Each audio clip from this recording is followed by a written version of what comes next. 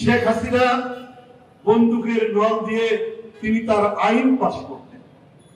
বন্দুকের নল জনগণের দিকে তাক করে যা ইচ্ছা তাই করতেন। নানা কায়দায় তিনি দেশের ভিতরে অন্তর্ঘাত করার চেষ্টা করছেন। পার্শ্ববর্তী দেশের সহযোগিতায় কিনা এটা মানুষ সন্দেহ করছে।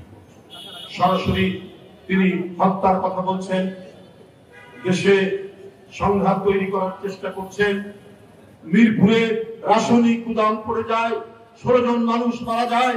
এর 2 দিন পর এয়ারপোর্ট পুড়ে যায়, তার 2 দিন পর লঞ্চ পুড়ে যায়, তার কয়েকদিন আগে আবার চট্টগ্রাম কয়েকটি স্থাপনা পুড়ে যায়। এই যে পোড়া, এই যে অগ্নি প্রজ্বলন, এই যে অগ্নি সংযোগ একটার পর একটা ঘটে যাচ্ছে বাংলাদেশে।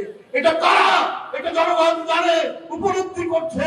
হঠাৎ করে একটি বাড়িতে আগুন ধরলো সে এক কথা, কিন্তু একদিন 2 দিন পর পর বড় বড় স্থাপনা, এয়ারপোর্টের মতো স্থাপনা আগুন ধরছে, পুড়ে যাচ্ছে, ছারখার হয়ে যাচ্ছে। এইটার পেছনে অবশ্যই একটি নাশকতার ষড়যন্ত্র রয়েছে। এবং তারা কারা এইটা জনগণ জানে, এইটা জনগণ উপলব্ধি করছে। আরেকটি কথা বলি বন্ধুরা, মানুষ স্বস্তি এবং শান্তি চায়। শেখ হাসিনা বন্দুকের নল দিয়ে তিনি তার আইন পাশ করতেন। বন্দুকের নল জনগণের দিকে তাক করে যা ইচ্ছা তাই করতেন।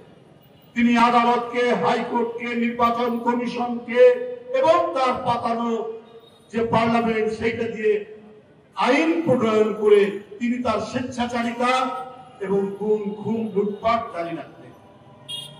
বন্ধুরা, বক্তব্য দীর্ঘায়িত নয়, আমি যে কথাটি বলছি এখন সেটার যেন পুনরাবৃত্তি না হয়।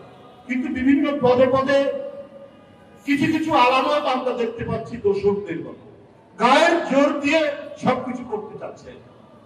তো ডক্টর ইউনূস সাহেবের আমলে তো গায়ের জোর থাকার কথা না, মানুষের কণ্ঠের স্বাধীনতা থাকবে, কথা বলার স্বাধীনতা থাকবে। এই স্বাধীনতা মানুষ ভোগ করবে এবং জনগণের ইচ্ছা এবং জনগণের কাছে জবাবদিহি করে আইন প্রণয়ন করবে।